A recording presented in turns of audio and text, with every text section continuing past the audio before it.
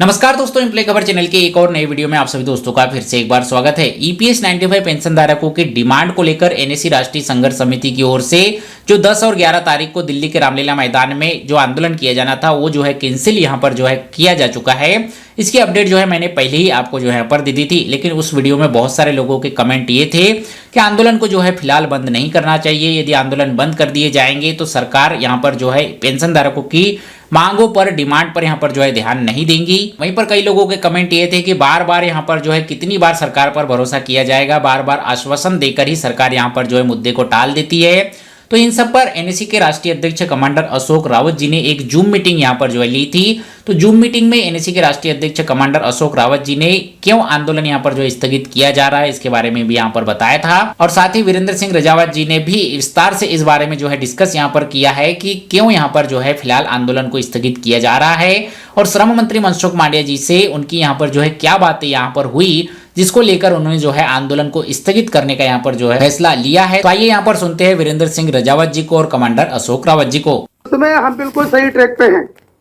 माननीय कमांडर साहब ने पूरे देश में दौरे करके जन जागृति की, ईपीएस पेंशनर को जगाया, संगठित किया, और हमारे ऊपर एक जवाबदारी थी कि आप दिल्ली की टीम के साथ में मिलकर केंद्रीय टीम के साथ में जो डिप्लोमेटिक एफर्ट्स हैं उसको किया जाए। और मुझे ऐसा लगता है कि हमारे दोनों जो हमारे एफर्ट्स थे वो पूरे हुए, ऐसा मुझे महसूस हो रहा है निश्चित रूप से। अब आगे की आपको बात बताते हैं जो बहुत महत्वपूर्ण है। माननीय मंत्री महोदय जी ने स्पष्ट किया, पहले तो हम आपको बता दें कि जैसे ही हम लोगों को पता चला था, कमांडर साहब को पता चला कि अपने सीडीएफ अपने सीबीटी में अपना मुद्दा मिनिमम पेंशन एनहांसमेंट नहीं है, तो तुरंत योजना बनाई गई। 29 तारीख को नोटिस भेजी गई, और जैसे ही 29 तारीख को नोटिस भेजी गई तो 29 तारीख को ही माननीय श्रम मंत्री जी ने हम लोगों को तुरंत बुला लिया। बाकी अभी तक के जो मिनिस्टर्स रहे हैं उसमें और माननीय जो अभी मंत्री जी हैं, इसमें फर्क ये है कि पहले के जितने मंत्री थे वो हमसे पहले आंदोलन करवा लेते थे और बाद में हमें बुलाते थे, लेकिन ये जो मंत्री जी हैं इनकी विशेषता ये है कि ये आंदोलन की नोटिस के पहले हमें बुला लेते हैं। हमने पहले भी देखा, जुलाई महीने में 31 जुलाई को हमारा आंदोलन था और माननीय श्रम मंत्री जी ने कमांडर साहब को 30 जुलाई को मीटिंग के लिए बुला लिया था। इसी प्रकार से माननीय मंत्री महोदय जी ने मीटिंग के लिए बुलाया। जब हम लोग गए तो हमने अपना जो भी कहना था आंदोलन की नोटिस से लेके मिनिमम पेंशन, हायर पेंशन, सभी मुद्दों को प्रस्तुतिकरण किया। माननीय डांगे साहब ने जो हमारे रिपोर्ट्स दिए थे उसका भी सादरीकरण किया उनके सामने।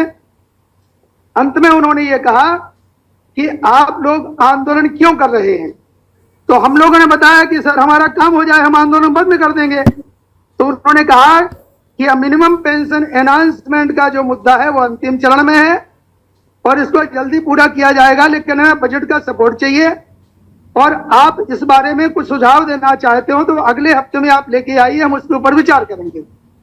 उसी हिसाब से आज माननीय कमांडर साहब के नेतृत्व में हम सभी लोग जो है, जिस प्रकार से पाटिल साहब ने आपको बताया, आज माननीय श्रम मंत्री जी को मिले, जो हमारा डाटा था उसका प्रस्तुतिकरण किया, मिनिमम पेंशन के बारे में, हायर पेंशन के बारे में जो कहना था वो कहा उनसे कि सर इसके लिए आप बजट से अलग से बजट मांगिए वित्त मंत्रालय से और सबको पेंशन दे दी जाए।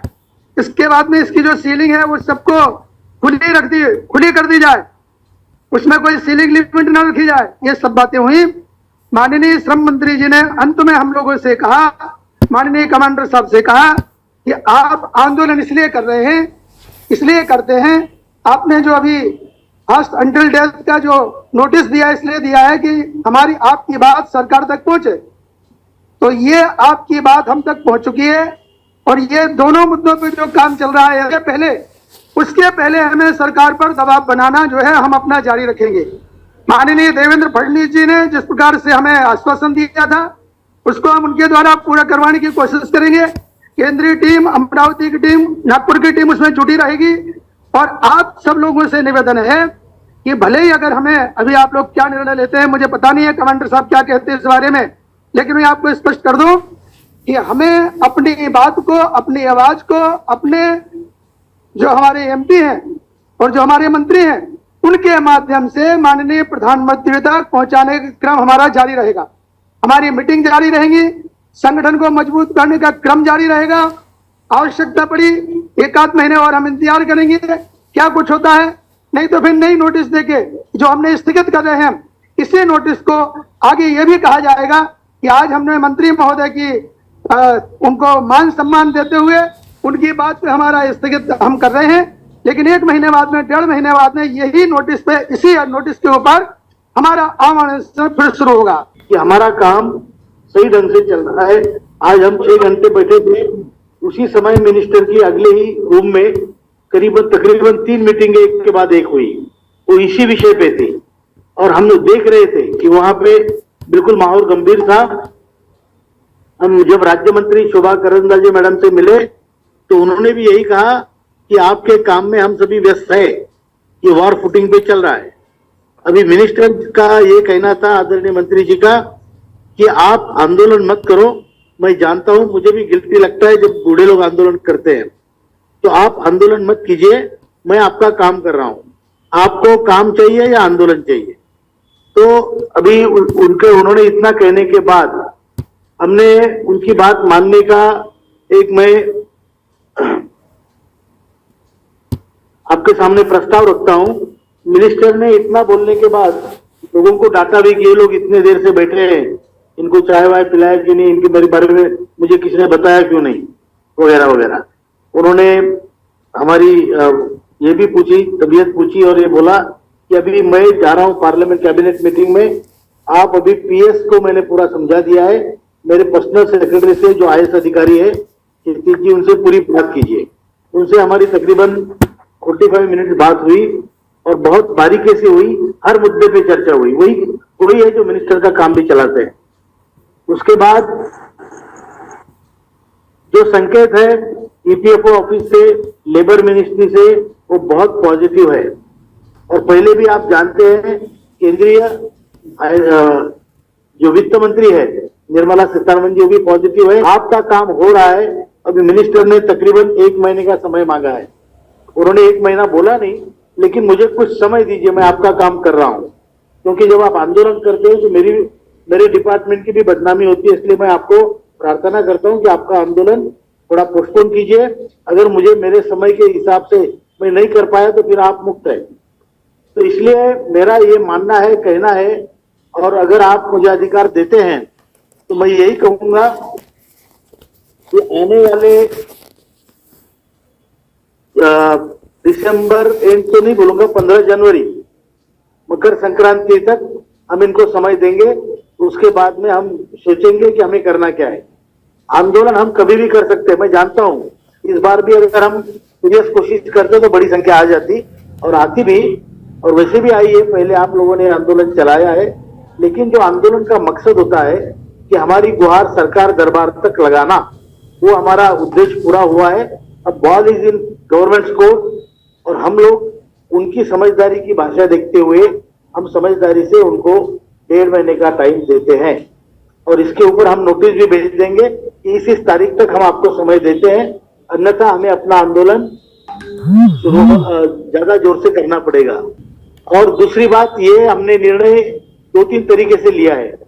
मैं जानता हूं हम लोग कई बार एक कहने पर इतने दुविधा में, इतनी परिस्थिति विकट होते हुए भी आते हैं कि लोगों के भाड़े के पैसे खर्च ना हो, लोग जिनके टिकट हुए वो कैंसिल करे, थोड़ा बहुत नुकसान होगा तो उसको भी हम थोड़ा सह लेना आप।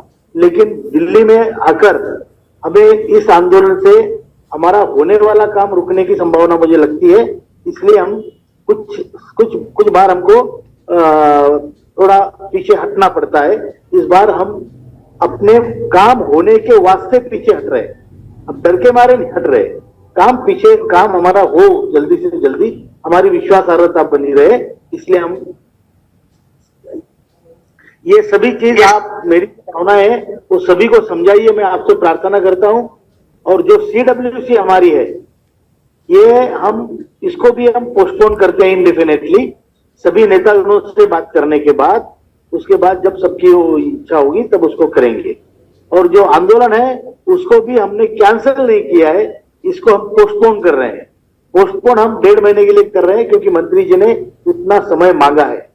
CPFC से भी हमारी बात हुई, उनसे उन्होंने भी यही कहा है कि हम काम कर रहे हैं डेली, इवन संडे को मंत्री की बैठकें ले रहे हैं। तो आई होप अब आपके जो है सारे सवालों के जवाब आपको यहाँ पर मिल गए होंगे कि यहाँ पर जो है आंदोलन क्यों यहाँ पर जो है बंद किया गया है, और सरकार को अभी जो है फिलहाल कुछ दिनों का टाइम यहाँ पर दिया गया है कि सरकार इस पर जो है फाइनल डिसीजन यहाँ पर ले। और श्रम मंत्री की ओर से भी यहाँ पर जो है आश्वासन यही आया है कि बजट जो यहाँ पर आने वाला है उसमें जो है योजना यहाँ पर जो है बना ली गई है, और लगभग बजट में यहाँ पर जो है आपको कुछ न कुछ देखने को मिलेगा। वहीं पर महाराष्ट्र के भी नए मुख्यमंत्री देवेंद्र फडणवीस जी से कुछ दिनों पहले यहाँ पर जो है एनएसी राष्ट्रीय संघर्ष समिति की मुलाकात हुई थी। उन्होंने भी आश्वासन दिया था कि प्रधानमंत्री नरेंद्र मोदी जी के साथ वो इनकी यहाँ पर जो है मुलाकात करवाएंगे। लेकिन सरकार अभी यहाँ पर बनी है और अभी जो है यहाँ पर बहुत ज्यादा बिजी मुख्यमंत्री जी यहाँ पर रहेंगे, तो एक आध महीने का समय उन्हें भी यहाँ पर जो है दिया गया है। फिर उनके पीछे भी यहाँ पर जो है लगा जाएगा और उनके भी आश्वासन पर यहाँ पर जो है उन्हें विचार करने के लिए कहा जाएगा। तो इन सब चीजों को देखते हुए फिलहाल जो है आंदोलन अभी यहाँ पर स्थगित किया है और सरकार को यहाँ पर लगभग 1.25 से 1.5 महीने का समय यहाँ पर जो है दिया गया है। बाकी आपके इस पर क्या विचार है हमें जो है कमेंट करके जरूर बताइएगा। ये वीडियो जानकारी ये अपडेट आपको अच्छा लगा हो तो वीडियो को लाइक कीजिए, अपने दोस्तों के साथ शेयर कीजिए। मिलते हैं आपसे अगले वीडियो में, तब तक के लिए जय हिंद, वंदे मातरम।